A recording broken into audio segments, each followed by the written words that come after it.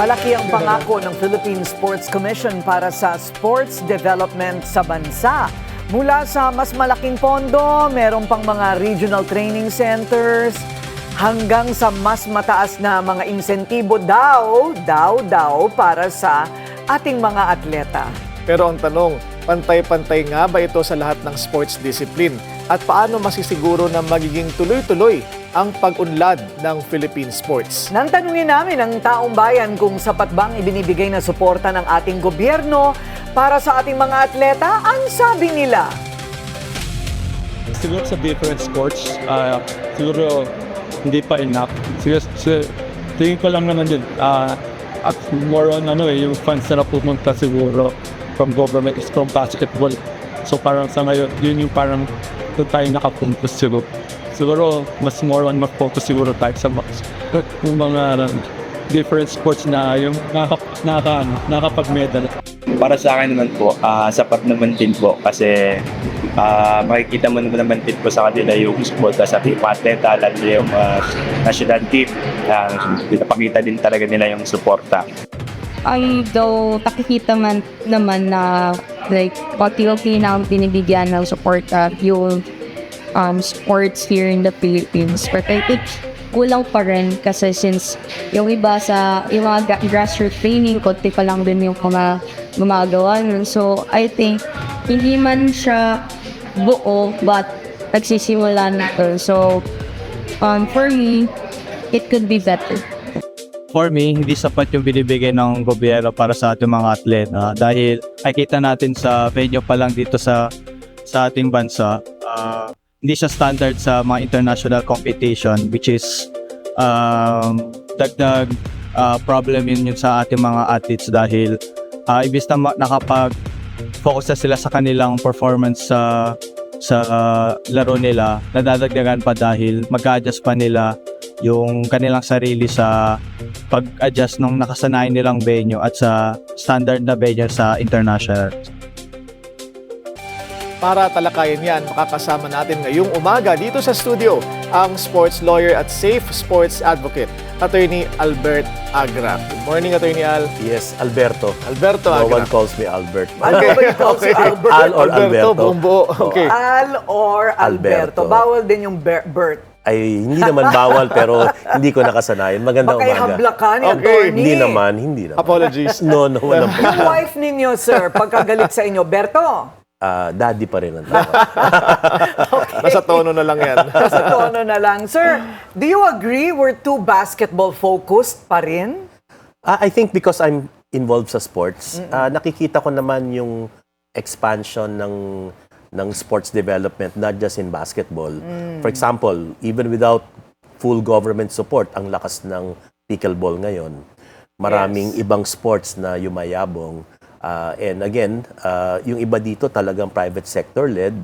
At I don't think, of course, popular pa rin ang basketball, pero nagiging popular na rin maraming sports. I'm part of 2 sports federation, climbing and obstacle sports. So, in our own way, lumalawak din ang development of other sports. Pero I think it is unanimous na all these athletes, even if nakaungus na nga sila mismo ang nagsasabi, okay, yes, gumaganda ang support, etc. I don't even know what their basis is for saying that. Maybe because we have these champions.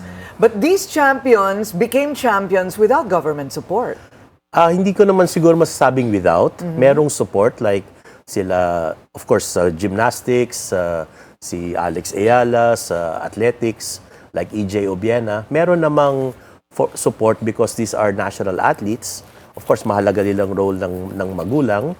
Pero siguro ang gusto ko lang malinawan, hindi lang Philippine Sports Commission ang involved ang government agency involved in sports. Meron din tayong Games and Amusement Board, meron tayong Department of Education, meron tayong Commission on Higher Education, and local government units play an important role in sports development. So, Right. iba't ibang uri kasi ng atleta. Okay, so we already know that people are trying their best. Okay, let's just say that. But it is unanimous to everyone also to say that kulang. Ano ba yung kulang? Una siguro, una kailangan maunawa ng lahat na siguro marami magugulat, ang sports pala ay nasa sa ligang batas. No? In our fundamental law, it says they are healthy and alert citizenry, total human liberation and development. So yun, meron ng maliwanag na value or anchor ang sports development. At dapat buong gobyerno will pursue this, what I call the noble purpose of sports. At mahalaga dito yung safe sports. So, ang ano ko nga, whole of nation approach, hindi lang whole of government approach. Mahalaga ang partisipasyon ng atleta, ng coaches, ng sports officials, ng schools, ng local government units, even up to the barangay level. So it is in the Constitution. Yes, the Ayan. noble purpose. Kaya kailangan sundin ng lahat. Kailangan sundin ng Pangulo, ng PSC, ng GAB, lahat, local government units as well. Wala sa barangay yun. Kasi parati po akong nakikipag-usap sa mga barangay eh.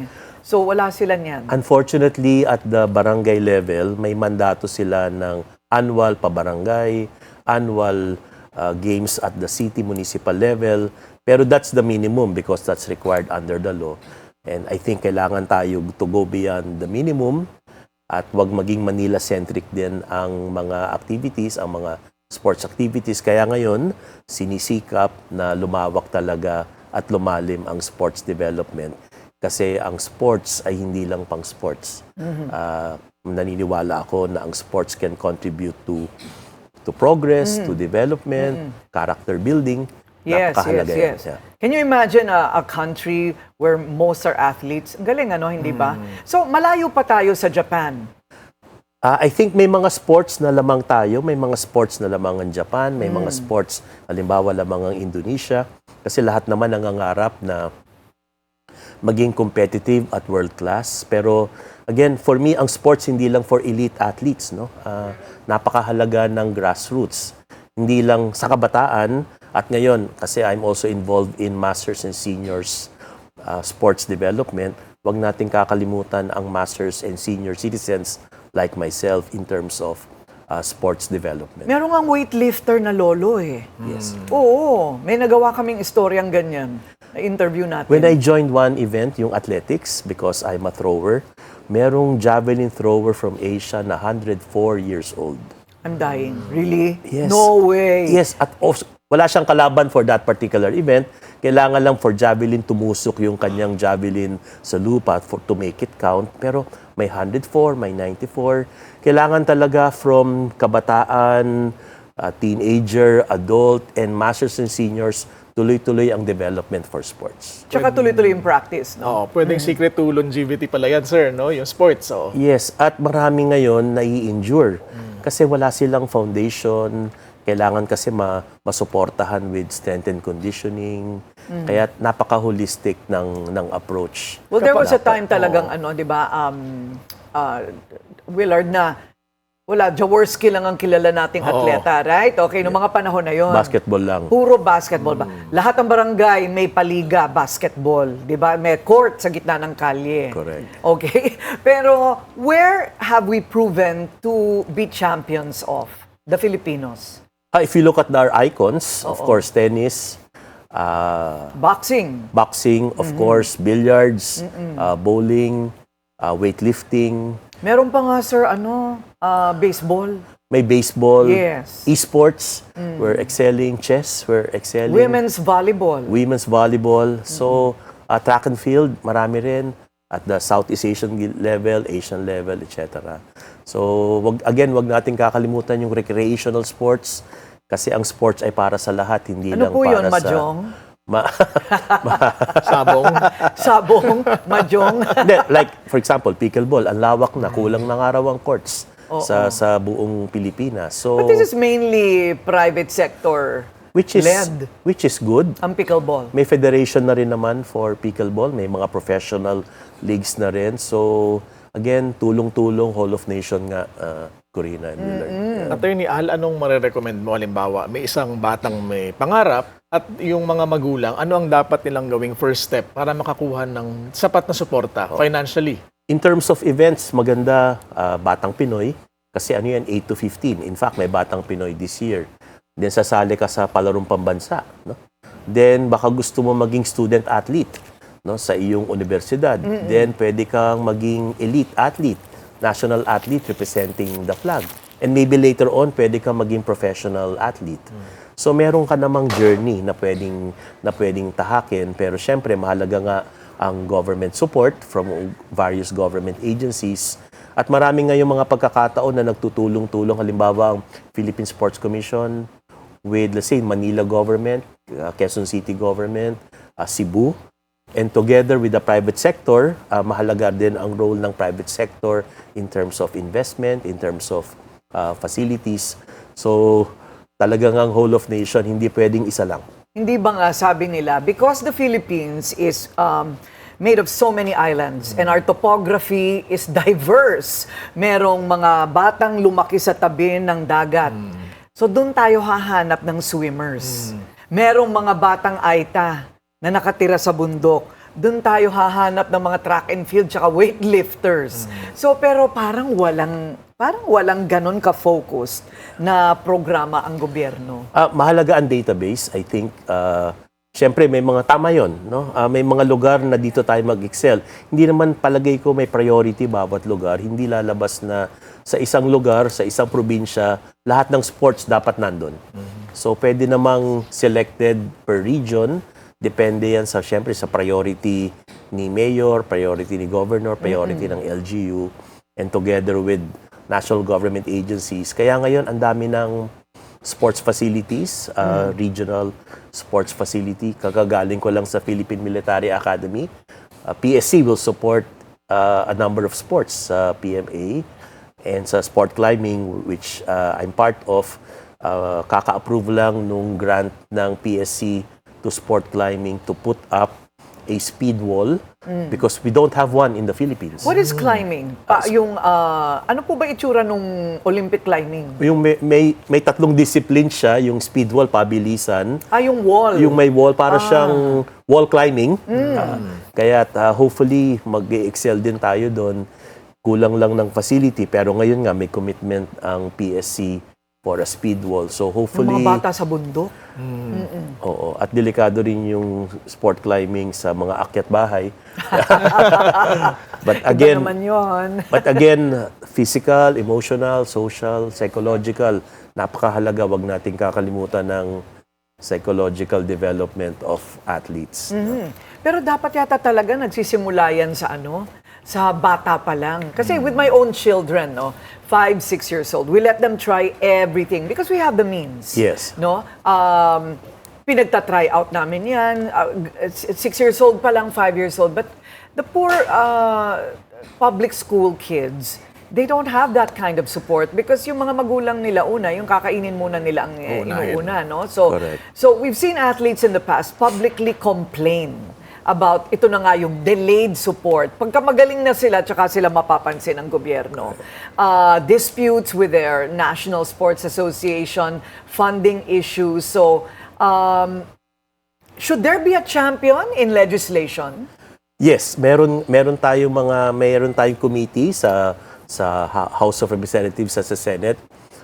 In fact, the other day or yesterday, nagkaroon ng Senate hearing about safe sports.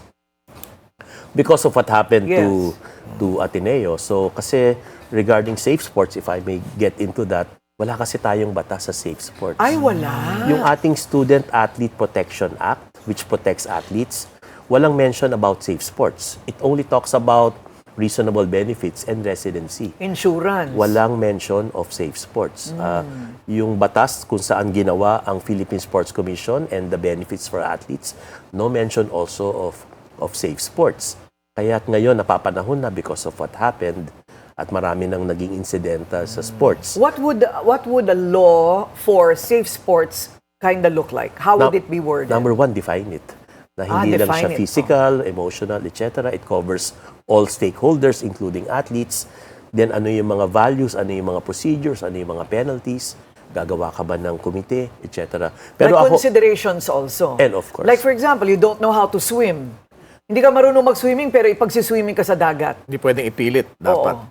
Kaya ako din, sinusulong ko, kailangan yung meaningful dialogue between a coach and the athlete. Hindi na pwede yung old ways na ito ang gusto ko, ito ang programa gawin mo. Kung hindi mo gagawin, tanggal ka sa team. Parang militar. Oo. Kailangan may dialogue at meaningful at alam ng atleta, itong programa na ito makakatulong sa akin at the end of the day, pwede silang humindi. Of course, when you say no, there could be consequences. Pero kailangan lang may dapat democratic din sa loob ng isang sports association. Okay. Saan pa pwedeng mag-improve, sir, ang gobyerno in terms of supporting national athletes? Nasaan ba ang mga incentives and even allowances? Kasama ho ba yan? When we talk about national athletes, meron silang pag naka-gold medal, meron.